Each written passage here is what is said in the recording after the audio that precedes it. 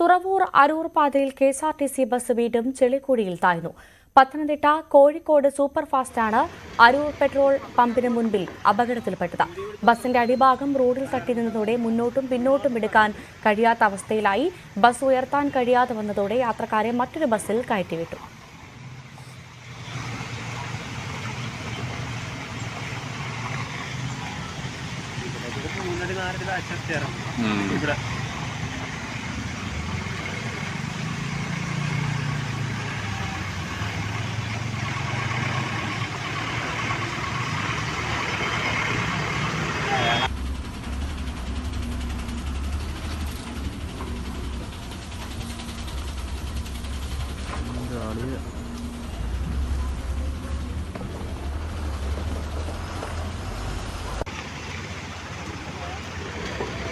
ശരണ്യ സ്നേഹജൻ വിവരങ്ങളുമായി ചേരുന്നു. ശരണ്യ, നമുക്ക് ഈ ദൃശ്യങ്ങളിൽ നിന്ന് കാണാൻ സാധിക്കും ബസിന്റെ ഒരു വശം ചരിഞ്ഞിരിക്കുന്നു, പൂർണ്ണമായി ഒരു ഭാഗം ചെളിയിൽ താഴ്ന്നു കിടക്കുന്നത് വളരെ വ്യക്തമാണ് ദൃശ്യങ്ങളിൽ നിന്ന്.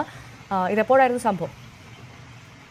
അരൂർ തുറവൂർ ദേശീയപാതയിൽ കഴിഞ്ഞ കുറച്ച് നാളുകളായി, അതായത് എലിവേറ്റഡ് ഹൈവേയുടെ നിർമ്മാണം നടക്കുന്ന ഭാഗങ്ങളിൽ ജനങ്ങൾ അനുഭവിക്കുന്ന ദുരിതം സമാനതകളില്ലാത്തതാണ്. അവിടെ പല സ്ഥാപനങ്ങളിലും, അതായത് പലയിടങ്ങളിൽ വിദ്യാഭ്യാസ സ്ഥാപനങ്ങൾക്ക് വിദ്യാർത്ഥികൾക്ക് പോകാൻ കഴിയാത്ത സാഹചര്യമുണ്ട്. ഒപ്പം തന്നെ തൊഴിലിടങ്ങളിലേക്ക്, അതായത് എറണാകുളത്ത് അടക്കം തൊഴിലിടങ്ങളിലേക്ക് പോകാൻ കഴിയാത്ത സാഹചര്യത്തിലാണ് ജനങ്ങൾ പോകുന്നത്.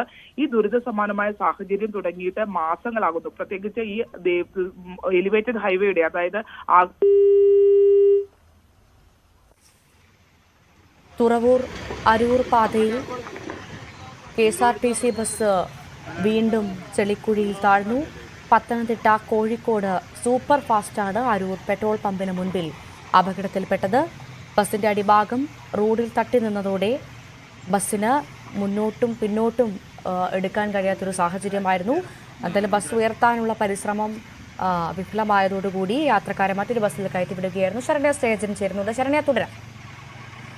ഈ അരൂർ തുറവൂർ ദേശീയപാതയിലൂടെയുള്ള ജനങ്ങളുടെ ജീവിതം, അതായത് ജനങ്ങളുടെ യാത്ര അത്യന്തം ദുരിതമെന്ന് തന്നെ നമുക്ക് പറയാം. കാരണം എലിവേറ്റഡ് ഹൈവേയുടെ, ആകാശപാതയുടെ നിർമ്മാണം ദേശീയപാത വികസനത്തിന്റെ ഭാഗമായി നടക്കുന്ന ഭാഗങ്ങളിൽ തന്നെയാണ് ഏറ്റവും അധികം ജനങ്ങൾക്ക് പുറത്തേക്ക് ഇറങ്ങാൻ കഴിയാത്ത സാഹചര്യത്തിലേക്ക് ഓരോ ദിവസവും മഴ കൂടി കടുത്തതോടെ വലിയ ദുരിതമാണ് അനുഭവിക്കുന്നത്. അപകടങ്ങൾ അവിടെ തുടർക്കഥയാകുന്നതിനിടയിലാണ് ഇന്നിപ്പോൾ പത്തനംതിട്ട കോഴിക്കോട് സൂപ്പർഫാസ്റ്റ് ബസ് നിറഞ്ഞ യാത്രികരുമായി പോയ ബസ് ഈ പാതയിൽ റോഡിൽ കുഴിഞ്ഞു പോയത് നമ്മൾ ആ ദൃശ്യങ്ങൾ കാണാം. ഒരു സൈഡ് മുഴുവനായി താഴ്ന്ന ആ ബസ് അവിടെ കിടക്കുകയാണ്. ബസ് ഉയർത്താൻ കഴിയാത്ത ഒരു സാഹചര്യത്തിൽ അതിനകത്തുണ്ടായിരുന്ന അത് ഒരു സൈഡിലേക്ക് ചരിഞ്ഞാണ് ആ ബസ് നിൽക്കുന്നത്. ആ ബസ്സിൽ നിന്നുള്ള യാത്രികരെ ജീവനക്കാരും മറ്റുള്ളവരും ചേർന്നാണ് പുറത്തേക്ക് ഇറക്കുകയും മറ്റൊരു ബസ്സിൽ കയറ്റി അവരെ പിന്നീട് അയക്കുകയും ചെയ്തിട്ടുള്ളത്. ഇപ്പോഴും ആ ബസ് നീക്കാൻ കഴിയാത്തൊരു സാഹചര്യമുണ്ട്.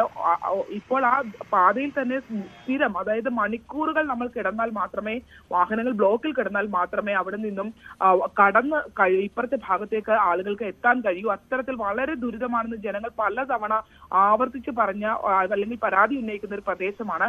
അവിടെയാണ് ഇപ്പോൾ ഈ ബസ് താന്നിരിക്കുന്ന അതേ സ്പോട്ടിൽ തന്നെ 3 തവണ സമാനമായ രീതിയിൽ തന്നെ വാഹനങ്ങൾ തടഞ്ഞിട്ടുണ്ട്. വാഹനങ്ങൾ ഇതേ രീതിയിൽ താഴ്ന്നിട്ടുണ്ട്. മാത്രമല്ല, ഈ ജനങ്ങൾ പ്രധാനമായി ഉന്നയിക്കുന്ന ഒരു ആവശ്യം എന്ന് പറയുന്നത് എലിവേറ്റഡ് ഹൈവേയുടെ നിർമ്മാണം നടക്കുമ്പോൾ അതിന് മുൻപ് തന്നെ താഴെയുള്ള റോഡുകൾ അത് ഉപയോഗിക്കാൻ കഴിയുന്ന രീതിയിൽ വൃത്തിയായി ചെയ്ത് മാറ്റിയതിനു ശേഷം മാത്രമേ ഇങ്ങനെ ഒരു നിർമ്മാണത്തിലേക്ക് പോകാൻ പാടുള്ളൂ എന്നുള്ള ഒരു ആവശ്യമായിരുന്നു ജനങ്ങൾ ഉന്നയിച്ചത്. പക്ഷെ അതൊന്നും മുഖവിലേക്ക് എടുക്കാതെ തന്നെയാണ് വളരെ മോശമായ രീതിയിൽ താഴത്തെ റോഡുകൾ അതേപോലെ തന്നെ നിലനിർത്തിക്കൊണ്ടാണ് മുകളിൽ ഇത്തരത്തിലൊരു എലിവേറ്റഡ് ഹൈവേയുടെ നിർമ്മാണം അവിടെ നടക്കുന്നത്. അതുകൊണ്ട് തന്നെ ആ പ്രദേശത്തുള്ള കുട്ടികൾക്കടക്കം, സ്കൂൾ കുട്ടികൾക്കടക്കം സ്കൂളുകളിൽ പോകാൻ പോലും കഴിയാത്ത രീതിയിലാണ് അവിടെ ഇപ്പോൾ ഈ യാത്രാക്ലേശം ജനങ്ങൾ അനുഭവിച്ചുകൊണ്ടിരിക്കുന്നത്. ആ ദുരിതത്തിന് നേർക്കാഴ്ചയായാണ് ഇന്ന് ഇപ്പോൾ മറ്റൊരു. ശരണ്യ, അതങ്ങനെ തന്നെയാണ്, ആ ദുരന്തത്തിന്റെ നേർക്കാഴ്ച എന്ന് തന്നെ പറയാം. കാരണം ആ ബസ് നിൽക്കുന്ന സ്ഥലത്തിന്റെ ഒരു അവസ്ഥ എന്താണെന്ന് നമുക്ക് ആ ദൃശ്യങ്ങളിൽ നിന്ന് വളരെ വ്യക്തമായി മനസ്സിലാക്കുന്നുണ്ട്. അതിനെക്കുറിച്ച് പറയേണ്ട സാഹചര്യമില്ല. കാരണം ആ ഒരു ചുറ്റുവട്ടം തന്നെ എന്താണെന്ന് സൂചിപ്പിക്കുന്നുണ്ട്. അത് ആ നാടിനെ സംബന്ധിച്ച്, നാട്ടുകാരെ സംബന്ധിച്ച് എത്രമാത്രം വലിയ ബുദ്ധിമുട്ടാണ് ഉണ്ടാക്കുന്നതെന്ന കാര്യത്തിലും തർക്കമില്ല. ശരണ്യ തന്നെ സൂചിപ്പിച്ചു, അപകടങ്ങൾ തുടർക്കഥയാകുന്ന സാഹചര്യമാണ്. നിരവധി തവണ ജനങ്ങൾ അധികാരികൾക്ക് പരാതി നൽകിയെന്ന്. എന്നിട്ട് ഒരു നടപടിയും ഉണ്ടായില്ല ഇതുവരെ. എന്താണ് അധികൃതരുടെ ഭാഗത്തുനിന്ന് ഒരു മറുപടിയും ലഭിച്ചില്ല ഇതുവരെ?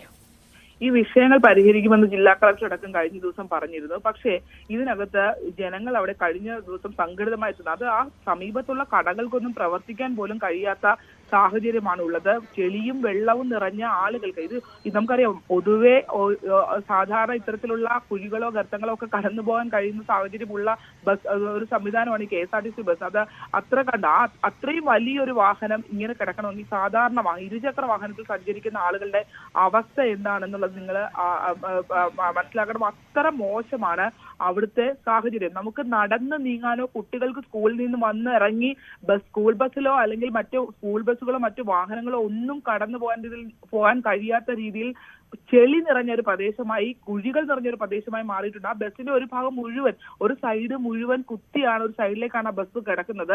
ഈ രീതിയിൽ തന്നെ സമാനമായ അപകടം അവിടെ ഉണ്ടായിട്ടുണ്ട് എന്നതാണ് പ്രദേശവാസികൾ നമ്മളോട് സ്ഥിരീകരിക്കുന്നത്. അങ്ങനെയാണെങ്കിൽ എന്തുകൊണ്ട് ഇത്രയധികം പ്രതിഷേധമടക്കം നടന്നിട്ടും ഈ റോഡ് ഈ സാഹചര്യത്തിൽ തന്നെ കിടക്കുന്നുള്ളതിന് തീർച്ചയായും ഈ ദേശീയപാത നിർമ്മാണത്തിന്റെ ജില്ലയിലെ ചുമതലയുള്ള ആൾ ജില്ലാ കളക്ടർ തന്നെയാണ്. അദ്ദേഹം ഉൾപ്പെടെ തന്നെയാണ് ഇതിനകത്ത് മറുപടി പറയുകയും ചെയ്യേണ്ടത്. എന്തായാലും സമാനമായ രീതിയിൽ, അതായത് ദുരിതങ്ങൾ എല്ലാ ദിവസവും അവിടെ തുടർക്കഥയാണ്. അപകടങ്ങൾ ഉണ്ടാകുന്നു. ഇപ്പോൾ ഒരു വലിയ KSRTC വലിയ ബസ് ആയതുകൊണ്ട് മാത്രം ഇപ്പോൾ അതിനകത്ത് കൂടുതൽ ദൃശ്യങ്ങളൊക്കെ പുറത്തു വരുന്നു. ഇരുചക്ര വാഹനത്തിൽ എത്ര ആളുകളാണ് ആ സ്ഥലത്തു കൂടി സഞ്ചരിക്കുമ്പോൾ അപകടത്തിൽപ്പെട്ട് വീണ, ഓഫീസിലൊക്കെ പോകുന്ന ആളുകൾ ഈ ചെളിക്കകത്തു കൂടിയാണ്, ഈ ചെളിയിൽ പലതവണ വാഹനം നിർത്തി ഇറങ്ങി നടന്ന് ആ ഒരു അത്ര മോശം സാഹചര്യത്തിൽ നമുക്കൊരു വികസന പദ്ധതി കൊണ്ടുവരുമ്പോൾ അത് കൃത്യമായ ഒരു പ്ലാനിങ് ഇല്ലാതെ അവിടെ ആ ഒരു നിർമ്മാണം നടപ്പിലാക്കിയതാണ് മറ്റെവിടെയും ഇല്ലാത്തൊരു ദുരിതം ഈ അരൂർ തുറവൂർ ദേശീയപാതയിൽ ഉണ്ടായിക്കൊണ്ടിരിക്കുന്നത്. ഇപ്പോൾ മഴ കൂടി കനത്തതോടെ അതീവ ദുഷ്കരമാണ് സാഹചര്യം. തീർച്ചയായും അത് തന്നെയാണ്. ഒരു വികസന പദ്ധതി കൊണ്ടുവരുമ്പോൾ അത് എങ്ങനെ നടപ്പിലാക്കണമെന്നൊരു പ്ലാനിംഗ് ഇല്ലാതെ നടപ്പിലാക്കുന്നത് അതിന്റെ ദുരിതം അനുഭവിക്കുന്നത് നാട്ടിലെ സാധാരണക്കാരായ ജനങ്ങളാണ്. ശരണ്യ സ്നേഹജനാണ് വിവരങ്ങൾ നൽകിയത്.